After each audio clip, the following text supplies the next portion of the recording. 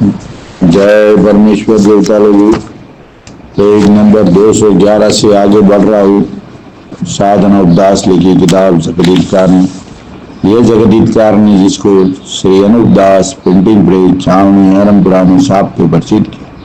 तारीख 17 अप्रैल सन 1909 जावेसास बुद्धि 12 सवत 1965। परमात्मा ने नम। जय परमेश्वर। हजार हजार शुक्र ज्योति स्वरूप निरंजन निराकार का है कि जिसने जमीन व आसमान को बनाया और तमाम सृष्टि को पैदा किया, परंतु उसकी कारीगरी का भेद किसी पर जाहिर नहीं हुआ कि क्या भेद है। फिर मेरी जबान से ईश्वर परमात्मा की तारीफ अदा नहीं हो सकती। और दूसरा मजमून पत्र समुद्र के ऐसे कलम से लिखा जाता कि जो जो करतब मैंने इन सौदागर महाजनान के देखे वो अजब तरह के नजर आए, जिससे मुझ गरीब साधन उदास को तमाम जान के हिंदू मुसलमान और साध संत और पंडित फकीर और मुल्कों मुल्कों के राजा महाराजा और सातों आठों और सब विलायतों के बादशाह दीगर अंग्रेज वगैरह की खिदमत में हाथ जोड़कर अर्ज करना लाजिम आया कि जिसको जादूशाला और राक्षस विद्या और काफिर विद्या इंद्रजाल कहते, वह एक किस्म का पाप है कि जिस तरह से रावण ने चलाया था और मौत को कब्जे में कर ली थी, पाप के सबब से यानी होम करा करा के बुद्धि भी भ्रष्ट कर दी थी। इंद्रजाल के पाप से और काल वगैरह बड़ा बड़ा करके लक्ष्मी अपने काबू में करके लंका में ले गया था। और उसी तरह से नरसिंह राजा ने भी चलाया था, और उसी तरह से कंस राजा ने भी चलाया था, और उसी तरह से कारून बादशाह ने भी चलाया था। और रावण हिरणाकंस कंस कारून वगैरह की तरह से बल राजा के बाद से इन सौदागर महाजनान ने भी राक्षस विद्या का पाप चलाया है। सो इन बनियों ने भी मेघ और मौत को सारे कर लिए। जय परमेश्वर। पेज नंबर 211 से आगे बढ़ रहा हूँ।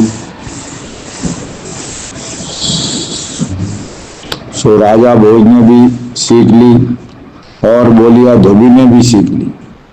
सो दुनिया में इनका किस्सा भी कहते हैं। सो किसी किसी किताब में भी किस्से का हाल लिखा ही होगा।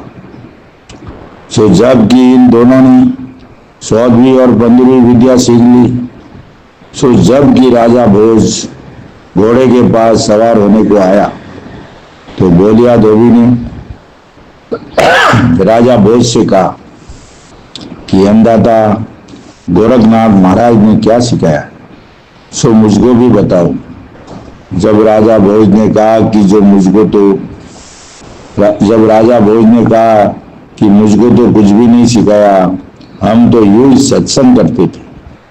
जब बोलिया धोबी ने कहा कि जो बात आपने गोरखनाथ जी से सीखी है वो मैंने भी सीख ली, क्योंकि जब गोरखनाथ जी महाराज आपको सुनाते थे उस वक्त मैं बाहर खड़ा था, सो मैंने भी बाहर से सुन के सीख लिया। जब राजा भोज ने बोलिया से कहा कि जो तुमने सीखा है वो हमको भी दिखाओ, सो नहीं मालूम बोलिया धोबी ने राजा साहब को किस रूप से दिखाया, ये तो मालूम नहीं क्योंकि मैं पढ़ा हुआ नहीं। अगर मैं पढ़ा हुआ होता तो उसके किस्सों को कि जिस किताब में लिखा हुआ है पढ़कर जैसा हाल होता वैसा ही लिख देता। खैर बोलिया धोबी ने सीखा हुआ हाल राजा साहब को बताया। जब राजा साहब ने बोलिया से कहा कि तुमने भी ये सीख लिया और मैंने भी सीखा है, सो हम और तुम एक ही गुरु के चेला है, सो हम और तुम गुरु भाई के मुआबिक। जब तो राजा साहब बोले कि तुमने सीख के मेरे को दिखाया, सो मैं भी तुझे दिखाता हूँ। सो राजा साहब तोते की खोली में गए। उस वक्त बोलिया धोबी राजा साहब की खोली में चला गया। सो राजा साहब बन गया और महलों में आने जाने लगा और राजपाट करने लगा और मुल्कों के तोतों को पकड़वा के मरवाने लगा। जिसकी वजह यह थी कि जिस तोते के शरीर में राजा अपने जीव को ले गए हैं, सो जब भी कुल तोते मारे जाएंगे और कोई तोता नहीं होगा जब राजा भोज भी मारे जाएंगे। इस गरज से तोतों को मरवाने लगा। और दुनिया में ये भी कहते हैं कि राजा भोज की पटरानी राजा भोज को बोलिया धोबी जान के अपने पास नहीं आने दिया करती थी। तो रानी को कह गई थी, क्योंकि जिस वक्त राजा भोज 100वीं 15वीं विद्या सीखने गए थे, बाकी और सब रानियों के पास बोलिया धोबी आता जाता था। सो उन रानियों को इस सल का कुछ भेद नहीं था जिसे आता जाता था, परंतु बोलिया धोबी के सल का भेद पटरानी को मालूम हो गया था कि अपना राजा नहीं है कि जो और सब रानियों के पास आता जाता है, क्योंकि भोज राजा को तो किसी ने सल लिया, परंतु जिस तोते के अंदर राजा भोज अपने जीव को ले गए थे, उस तोते को किसी पात्र ने या किसी और जात ने पकड़ लिया था। सो जिस जात के घर में तोता था, उससे तोते ने कहा कि मैं राजा भोज हूं और मैं अपनी खोली को छोड़ के तोते की खोली में आ गया हूं और मेरी खोली में बोलिया धोबी घुस गया है। सो वो राजा बन बैठा है, परंतु राजा मैं हूं, क्योंकि मैं और धोबी बोलिया 100वीं और 15वीं विद्या और 16वीं कला सीखने को गोरखनाथ जी के पास गए थे। सो उसने भी सुन के सीख लिया। इससे बोलिया धोबी मेरे से दगा करके मेरी खोली में घुस गया। सो इसकी खबर तुम मेरी पटरानी को दो कि जो बोलिया धोबी को अपने पास नहीं आने देती है, उससे कहो कि तुम्हारा राजा तोते की खोली में है, सो वो मेरे मकान पर है। सो उसने पटरानी को खबर दी। जब पटरानी ने तोते को मंगवाया, जब तोते ने पटरानी से यह कहा कि रानी साहब, तुम बोलिया धोबी से ये कहना कि राजा भोज साहब, जो तुमने 100वीं और 16वीं विद्या सीखी है वो हमको बताओ तो हम भी सीखे, जब तुमको हम भी सब रानियों की तरह से अपने पास आने देंगे। सो पटरानी ने ये बातें कही। सो बोलिया धोबी ने सुनी और सुनकर अपनी सीखी हुई विद्या पटरानी को बताई। सो जिस वक्त बोलिया धोबी ने राजा भोज की पटरानी को अपनी सीखी हुई विद्या बताई, उस वक्त भोज साहब तोते की खोली में से निकलकर अपनी असली खोली में आ गए, क्योंकि बोलिया धोबी बकरे की खोली में चला गया था। सो जबकि राजा भोज अपनी खोली में आ गए और बोलिया धोबी को बकरे की खोली में देखा, जब भोज राजा साहब उस बकरे के पीछे कि जिसमें बोलिया धोबी जीव को ले गया था, उसके पीछे वास्ते मारने के भागे, क्योंकि बोलिया धोबी बकरा होके बाजार में चला गया था।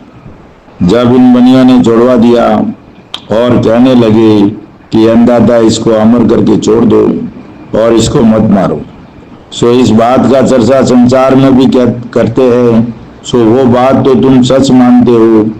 सो देखो भाई कि जिसको तुम 100वीं और 15वीं विद्या जो कहते हो वो करामत नहीं है, वो तो बनियों के घर का जादू है।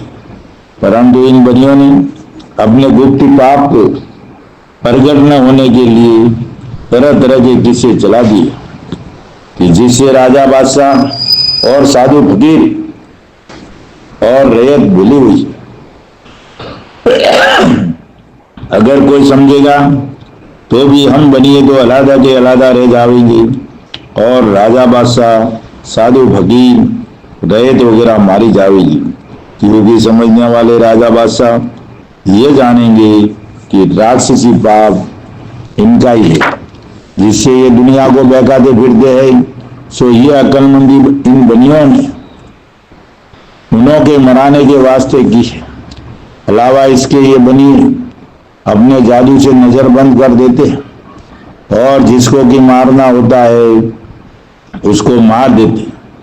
जब उसकी शिकल का दूसरा शख्स अपने कुल में से करके सुझा देते हैं, तो राजा भोज को भी इन बनियों ही ने मारा होगा, क्योंकि गोरखनाथ जी से और बोलिया धोबी से तो कुछ भी नहीं हो सकता था। होता तो बनियों के राक्षसी पाप से, क्योंकि राक्षसी पाप के कराने में करोड़ों रुपया खर्च होता है जब जुल्म होता है।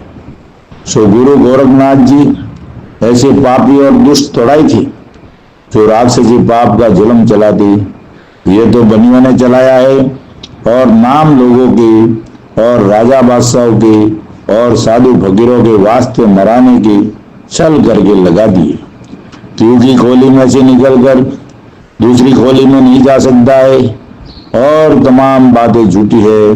ना राजा भोज तोते की खोली में और ना बोलिया धोबी राजा साहब की खोली में, ना बकरे की खोली में गया।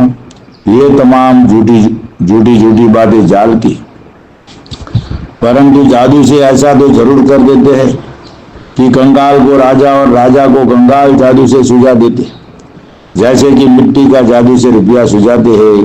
क्योंकि जीव कला तो इस तरह पर है कि जिसको हम और तुम और सब संसार के लोग देख रहे हैं। क्योंकि जब आदमी और चार पाया पंखेरु वगैरह भोग विलास करते हैं, जब उनकी बीन से बेटा बेटी पैदा हो जाते हैं, तो देखो भाई जीव कला तो इस तरह पर है। और अलावा इसके जो झाड़ वनस्पति वगैरह और रिजक वगैरह है, वो भी अपने अपने बीज से पैदा होते हैं। सो इस बात को भी हम और तुम और सब संसार के लोग देख रहे, परंतु बुद्धि राक्षसी पाप से ऐसी भ्रष्ट कर दी है कि जिससे परमेश्वर की कला को भूले हुए। सो मालिक की रचना जो है उसको तो बिल्कुल इन बनियों ने अपने राक्षसी पाप से बुद्धि भ्रष्ट करके भुला दिया है। और जो कि राक्षसी पाप से संसार की बुद्धि फेर के दिखलाते हैं, उसको मालिक की कुदरत और रचना समझते हैं। सो ये राक्षसी पाप से होता है कि जिस तरह से जीव कला रावण ने भुला दी थी कि जो रावण के राक्षसी पाप का वर्तमान सूझता था, सो तमाम दुनिया भूल गई थी कि जो रावण के वर्तमान को भी परमेश्वर की कला जानते थी। उसी तरह से इन बनियों ने भी रावण से कई गुना ज्यादा राक्षसी पाप के जुर्म करके संसार के लोगों को सुझाते। सो अब रावण की तरह से बनियों की कला को परमेश्वर की कुदरत जानते हैं। सो भाइयों, ये परमेश्वर की कुदरत नहीं है, ये बनियों का राक्षसी पाप है। क्योंकि जो परमेश्वर की रचना है वो तो हम और तुम सभी अपनी अपनी आंखों से देख रहे हैं, परंतु ये बनी अपने जादू से देवताओं का और भूतों का सुझाती। तो ये तो कुल राक्षसी पाप है। क्योंकि उसकी कुदरत तो ऐसी है कि जो उसकी कुदरत से हर एक चीज पैदा होती है, कि जिसको हम और तुम सब संसार के लोग अपनी अपनी आंखों से देखते हैं। क्योंकि परमेश्वर की कला आसानी नहीं है, क्योंकि सब जीवा झुंड की और आदमी वगैरह की औलाद होती है, जिनको सभी अपनी अपनी आंखों से देखते हैं। सो ये आवागमन यही है कि जिसकी औलाद है और जो कि बीज है वो जीव कला है। और जो कि गुप्ती पाप दुनिया के नाम का 84 लाख कुंडियों के ऊपर कराते हैं। जब संसार को सुपना वगैरह होते हैं कि जो संसार के आदमी मर गए, उनको ये बनिए जादू से सुपनों में सुझा देते और दिखाते हैं। सो देखो भाई, मरे हुए कहां से दिखते, लेकिन इन बनियों के राक्षसी पाप से मरे हुए के चेहरे होके सूझते हैं और दिख जाते हैं। सो चेहरे तो नहीं सूझते हैं, परंतु इन बनियों का राक्षसी पाप जो है वो मरे हुए का चेहरा होके सूझता। और किसी किसी को जागते हुए भी सुपने करते, सो उनको जागते हुए सुपनों में उनका चेहरा सुझाते हैं कि जो उनके सामने मरे हैं, कि जिनको जिंदा देखा था उनका चेहरा सुझा देते हैं। सो जिस वक्त की राक्षसी पाप को करते हैं और जिस किसी को चेहरा सुझाना हो तो हूबहू वैसा ही चेहरा सुझा देते हैं कि जिस शख्स को जैसा जिंदा देखा था वैसा ही बाद मरने की उस शख्स को ये बनी राक्षसी पाप से जागते सुपने दिखा देते। जब सुपनों के देखने वाले संसार में सुपनों की बातें कहने को लग जाते हैं कि मैंने फलाने शख्स को देखा है कि जो मर गया। सो इन बनियों ने अपने राक्षसी पाप से हजारों को भूत प्रेत वगैरह बना दिया है। सो ये जागता सुपना है कि नींद में और जागते में सुझाते हैं। और ये सौदागर बच्चे अपने जादू के जोर से भूत प्रेत का नाम लगाकर हजारों आदमियों को मार देते। सो ये संसार के बुलाने के लिए तरह तरह के बहाना और छल लगा देते हैं। और संसार में ये जो कहते हैं कि भूत प्रेत जन परी वगैरह अमर है, और जो कि आदमी का जीव निकलता है, जब वो जीव हरेक के झुंड में चला जाता है, सो वो जीव किसी का किसी में नहीं जाता। ये तो बनियों का जादू है, क्योंकि जिस बीज का दरखत होगा उसी का फल पैदा होगा। यानी जो बीज जिस चीज का बोया जाता है वैसा ही उगता है और दिखाई देता है। बस यही आवागमन है, क्योंकि आदमी के बीज से आदमी होता है और जानवर के बीज से जानवर होता है। फिर इसी तरह से हर एक चीज अपने अपने बीज से पैदा होती है।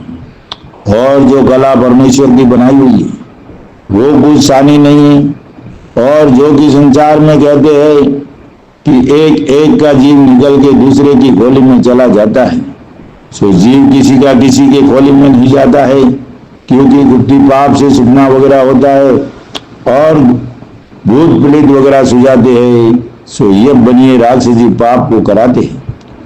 सो संसार को गारद करते हैं, जिससे वो सुपना वगैरह हिता है। सो गुप्ती पाप के भुलाने के लिए लाखों तरह के किच्चा चला दिए। परंतु ये बनिए राक्षसी पाप कराते हैं और ऐसा भी कराते हैं कि जिसको मार देते हैं उसकी शिकल का दूसरा आदमी लोगों को जादू से सुझा देते और दिखा देते हैं।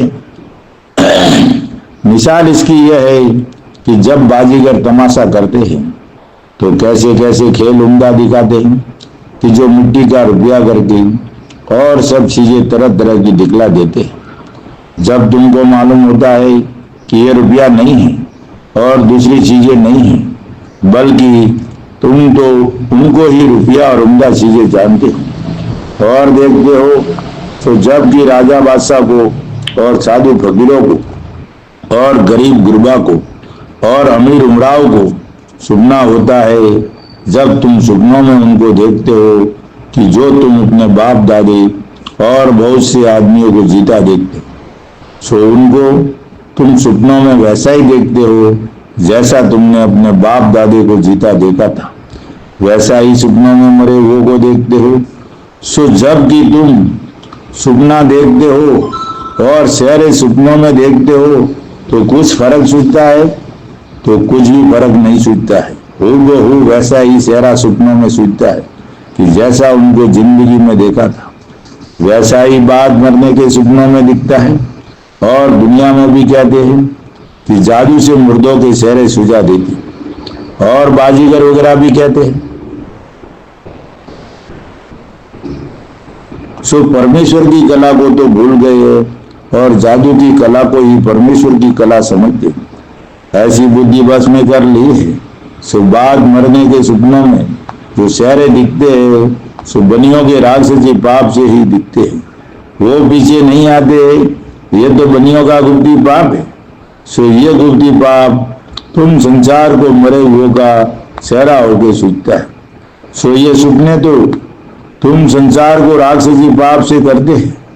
सो सपनों की तो तुम संसार को खबर ही है कि जैसे जैसे सपने कराते हैं कि रात में सोते हुए को सपना करे तो दिन दिखाई दे, और जो दिन में सोते हुए होवे तो उनको सपना करे तो दिन की रात सपनों में सुझा दे। इसी तरह से मरे हुए का भी सपना करके सुझा देते। सो तुमको मालूम ही है, क्योंकि 84 लाख कुंडियों के ऊपर 84 लाख जीवा झुंड को ऐसे दुख देते जिससे वो बेहोश होकर अपने जीव को भूल जाते। सो ये बनी ऐसे ऐसे जुल्म करके जीवा झुंड को सता देते, जिससे ऐसे ऐसे सपने होते हैं। सो जबकि बनियों के राक्षसी पाप की साया संसार के लोगों पर पड़ता है, जब संसार को ऐसे जुल्म के सपने होते हैं कि जो दिन की रात सूझती है और रात का दिन सूझता है। सो इसी तरह से करोड़ों तरह के सपने होते हैं जिसका कुछ अंदाज नहीं। अगर एक बात होवे तो मैं लिखूं और आगे किसी राजा बादशाह को या गरीब गुरबा को सपना होता था तो वो उसी वक्त जान जाते थे कि हमको और संसार को कोई राक्षसी पाप से घारत किया चाहता है। जिसे सपना वगैरह होते हैं सो इस बात को सोचकर राक्षसी पाप की तलाश करते थे, परंतु इन बनियों ने अपने राक्षसी पाप से ऐसी बुद्धि कैद कर दी कि जो राजा बादशाह गरीब गुरबा तक नहीं समझते हैं, चाहे लाखों तरह के सपने और विघ्न करे तो भी नहीं समझे, क्योंकि इन बनियों ने अपने राक्षसी पाप से संसार के लोगों की ऐसी बुद्धि कैद कर दी कि जो समझाए से भी नहीं समझते हैं। जिस तरह से कि राजा भोज और बोलिया धोबी की विद्या कहते हैं सो तो सब दुनिया ने सुनाई है। सो देखो भाई, खोलिया में किसी का भी जीव नहीं जाता। हाँ, जिसको मार देते हैं उसका शरीर तो जादू से सुझा देते हैं। सो जिसकी शिकल का सुझाना होवे उसकी शिकल का जादू से सुझा देते हैं। सो ये तो सपने होते हैं। सो मरे हुओं के चेहरे सपनों में सुझा देते। सो ये तो तुम संसार के लोगों को मालूम ही। सो इसी तरह से जागने में नजर बंद कर देवे तो वो जागता सपना है, परंतु जीव तो किसी की खोलिया में नहीं जाता है, परंतु शरीर उसका जरूर जादू से सुझा देते हैं। सो जिस तरह से कि बोलिया धोबी को और राजा भोज को मारा होगा, उसी तरह से इन सौदागर बच्चों ने दिल्ली के बादशाह को मार दिया होगा और दिल्ली के बादशाह की जगह सौदागर बच्चों ने अपनी जात का बिठा दिया होगा। और अलावा इसकी ये जो हिंदुस्तान में कहते हैं कि जिस वक्त दिल्ली का बादशाह तख्त पर बैठा था और राज करता था, उस वक्त में बादशाहों ने राजाओं से 9 रोजा लिया था और राजाओं की बेटियों को मांगता था। सो बादशाह ने राजाओं को इस तरह से दुख दिए थे। सो खबर नहीं कि इन सौदागर बच्चों ने अपने जादू के जुल्म से बादशाह की बुद्धि भ्रष्ट कर दी होगी, इससे बादशाह जुल्म करने को लग गए होंगे। परंतु इस बात का असली हाल मुझको मालूम नहीं कि बनियों ने दिल्ली के बादशाह को मार के अपनी जात का तख्त पर बिठा दिया होगा। सो इस बात को तो बनियों ही की जात के जाने। सो इस का भेद संसार के लोगों को और राजा बादशाहों को बिल्कुल मालूम नहीं, परंतु दिल्ली के बादशाह ने इस कदर ख्याल नहीं किया कि मैं राजाओं पर इतना जुल्म करता हूँ, सो मेरे जुल्म करने की खबर दूसरे बादशाहों को होगी। जब दूसरे बादशाह के लोग मेरी बादशाह को जुल्म करने की वजह से ले लेंगे, जब तो हम कुल मुसलमानों की औलाद डूब जाएगी। सो इस बात का ख्याल बिल्कुल नहीं किया और ना पहले बादशाह ने किया। सो बनियों ने जादू के जुल्म से बुद्धि भ्रष्ट कर दी होगी, इस वजह से कुछ भी ख्याल नहीं किया होगा। और जो बुद्धि को भ्रष्ट नहीं किया होगा तो बनियों ने दिल्ली के बादशाह को मार के अपनी जात का शख्स तख्त पर बिठा दिया होगा, जिससे राजाओं के ऊपर जुल्म करने को लग गया होगा। क्योंकि जब बनियों के कुल का तख्त पर बादशाह बन के बैठ गया, जब तो राजाओं को और संसार के लोगों को डबोना ही चाहते, इस वजह से ऐसा प्रेम किया होगा।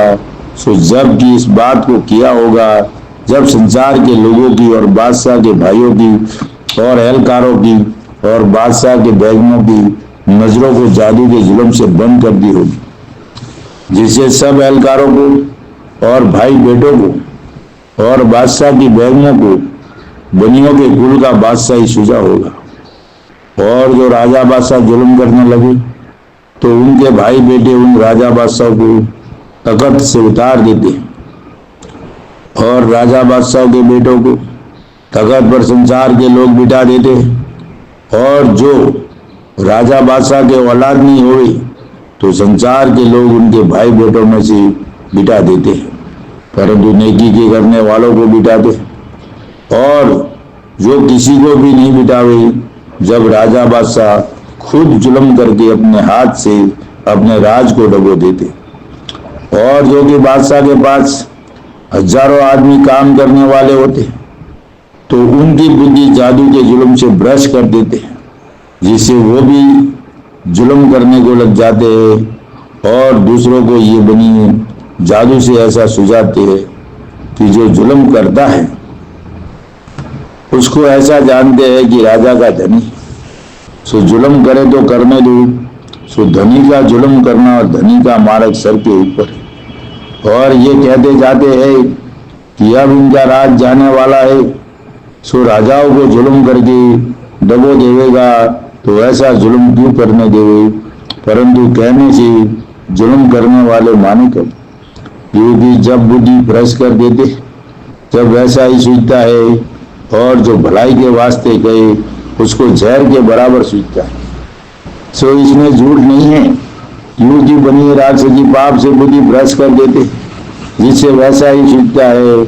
और दुनिया में कहते हैं कि कल्लू का साया है, सो भला कहते हैं बुरा मानते हैं।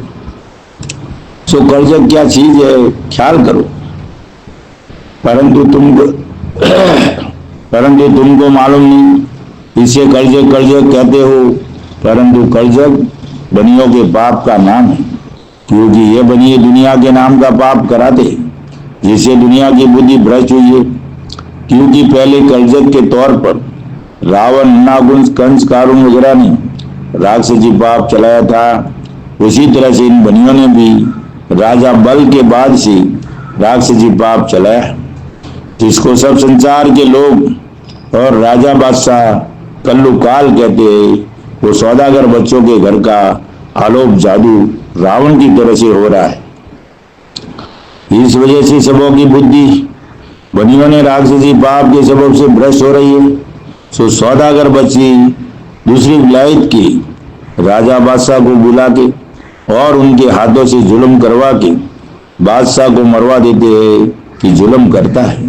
परंतु दूसरी विलायतों के लोगों को और राजा बादशाह को भी ये बनिए ही बुला के लाते हैं, जिसकी वजह यह है कि इन बनियों को कुल विलायतों में अपना राज करना और यही दिल है कि जिस सूरत से हो सके हम अपना राज करें। इसे राक्षसी पाप चलाया है और दूसरी बादशाह के लोगों को और बादशाहों को इस वास्ते लाते हैं, सो दूसरे बादशाहों को इन्हों के फरेब का भेद नहीं है, क्योंकि ये बनिए उनको भी गारद करने के लिए और धन लेने के लिए बुला के लाते हैं, जब उन्हों से कहते हैं कि हमारे ऊपर जुल्म करते हैं। सो जबकि दूसरी विलायतों के राजा बादशाह जुल्म करते हुए देखते हैं, जब उनको और उनकी औलाद को मारकर राज ले लेते हैं।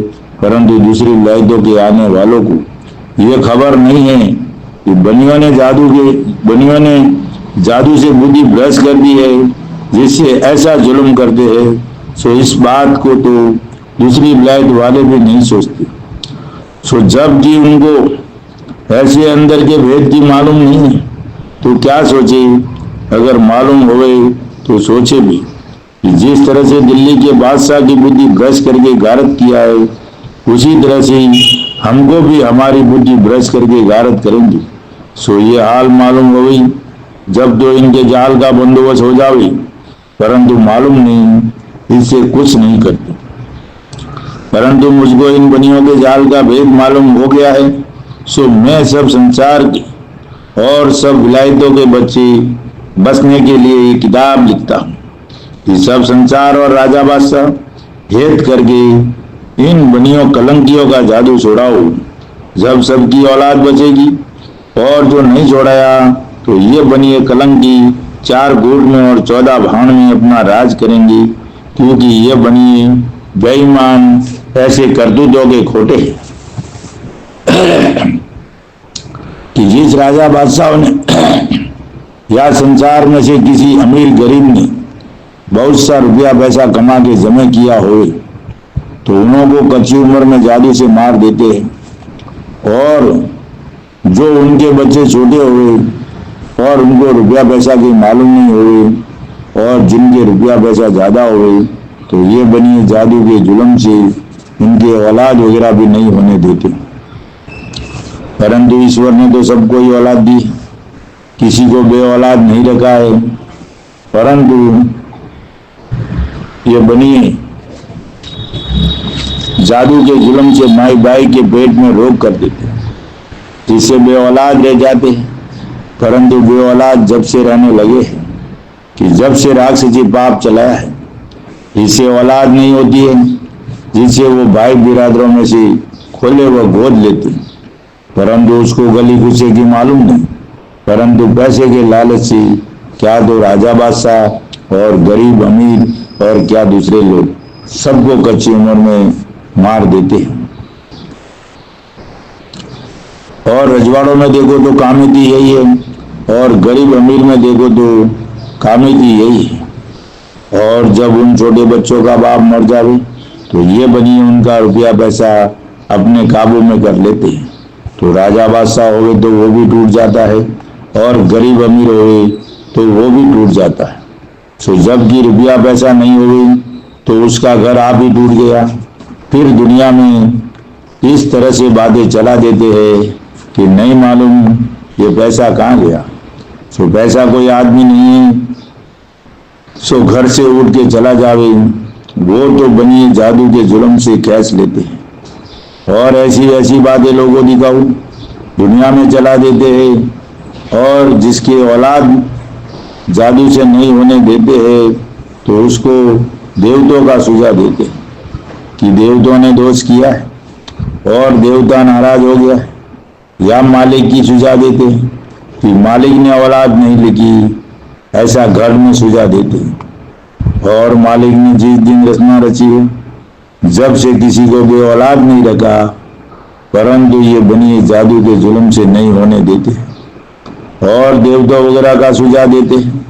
सो देवताओं का सुझाना ये बनियों के घर का राक्षसी पाप है, क्योंकि जब राक्षसी पाप का साया पड़ता है, जब संसार को दुख होता है, सो जब की बहुत से जीवड़ों को मारते हैं, जब पाप लगता है सो ये बनिए आलोक पाप कराते।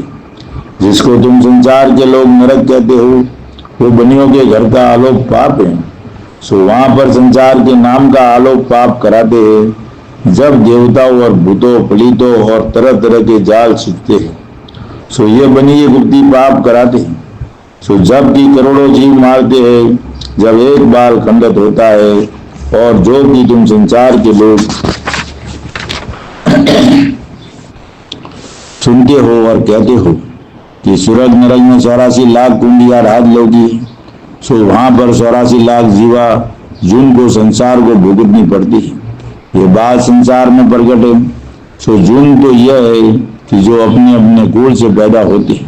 सो मालिक ने तो इस तरह से रचना बनाई है, सो हम और तुम सभी देखते हैं। और जो कि तुम सब संसार के लोग भूल से 84 लाख कुंडिया बताते हो, सो वो बनियों के घर का राक्षसी पाप रावण, अन्नाकुंज, कंस, कारुण, बादशाह वगैरह की तरह से है। सो जिस तरह से कि रावण वगैरह ने राक्षसी पाप चलाया था और स्वर्ग नरक बनाया था, उसी तरह से इन बनियों ने भी राक्षसी पाप का स्वर्ग नरक बनाया है। सो जब की जीवार्जुन संसार के नाम से दुखी करते हैं, जब जाके संसार में बुरा होता है, सो सुनने में आता है। परंतु खेती पाती वाले और राजा बादशाह और व्यापारी गुजर और कुमार वगैरह गधों के ऊपर और अनभोलों के ऊपर कमा के पेट भरते हैं। सो भी सुन लो कि जो अनभोलों के वसीले से कमा के खाते हैं, इन कुलों को हम और तुम सभी देखते हैं।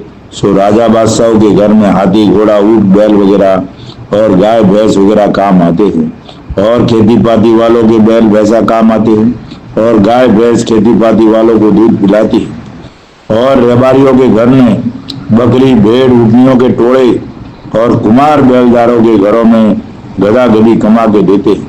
सो सातों आठों अनमोलों की कूड़ों और औलादों के ऊपर कि जो संसार को कमा के देते हैं, सो हम और तुम सभी संसार के लोग देखते हैं। सो सब संसार को 7-8 कूड़ों के कमा के देते हैं, सो माई बाप के बराबर है।